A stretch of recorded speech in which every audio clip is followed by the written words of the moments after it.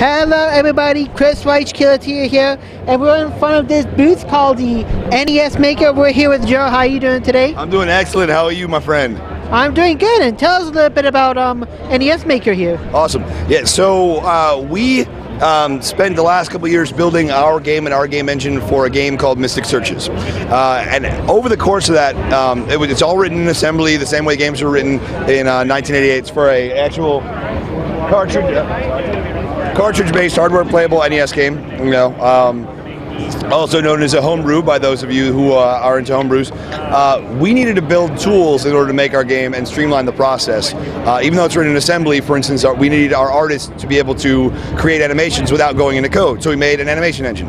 We needed, our tool developer to build screens. So we needed to build a screen tool. And we built all these little modules and tools. And at one point, somebody was like, "Well, where do I get that?" And we're like, "Get what?" And they're like, "That NESmaker thing that you got." And we're like, "Oh, those are just our in-house tools." And we started to realize we really did have a tool that would allow a user to create a cartridge-based hardware-playable NES game without having to do any programming.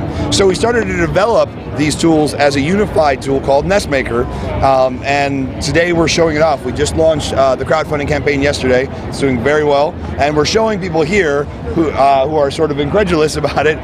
They're making games with the tool. They're building screens. They're building monsters. They're adding their own animations, and then they're flashing into a cartridge in real time and playing it on our retro USB ABS system over here at our booth. Awesome. So, like, what kind of I'm trying to think of the next question here.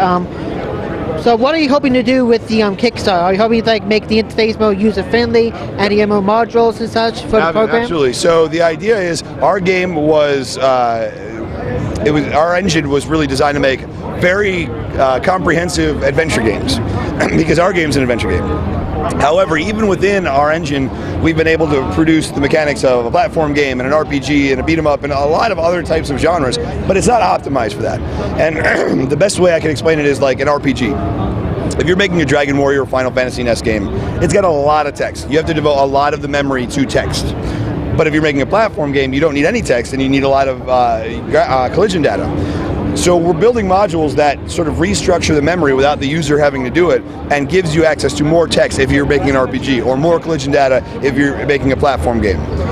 With the crowdfunding campaign, we want to both make the tool a little bit more user-friendly because right now it's cobbled together so we could make our game. We want to make it a little bit user-friendly for the end user and build these modules for different genres to make it easier for people to say, I want to make a platform game at my base and then modify it from there.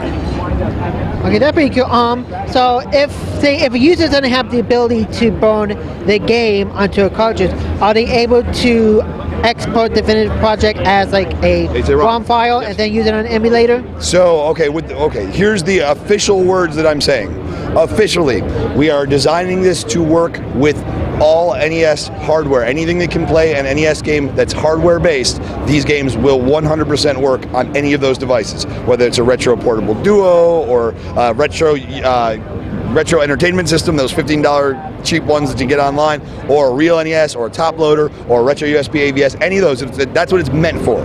It does create ROMs, and they are playable in emulators if the emulator supports Mapper 30, which not all emulators do. FCEUX does, Nesticle does not. Basically, if it's an older emulator, it may not support it. It will not, to my knowledge, and I'm not sure about this, to my knowledge, it will not work on an EverDrive. I don't know if it can be hacked to work on an EverDrive, but right now I know that it can't.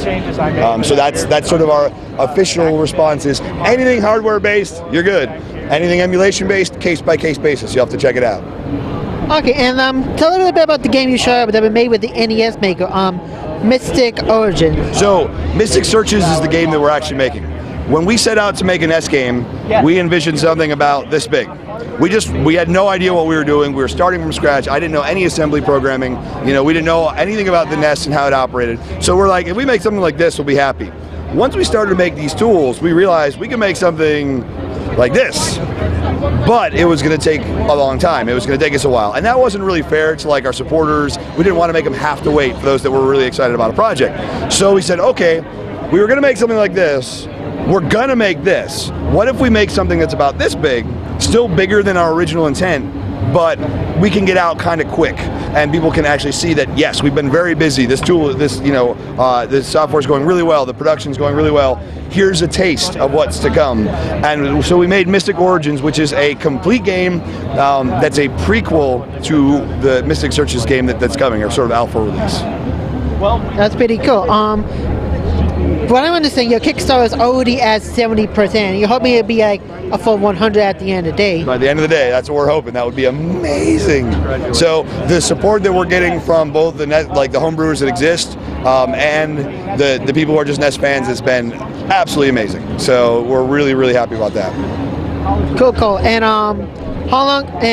when would you think the finished product will be completed once you get all the funding? There's a beta tester tier, which we have said that if people who pledge that, they will get the beta release starting 1 month after the Kickstarter ends. It gives us just enough time to make it a little bit more user-friendly and work on that part of it.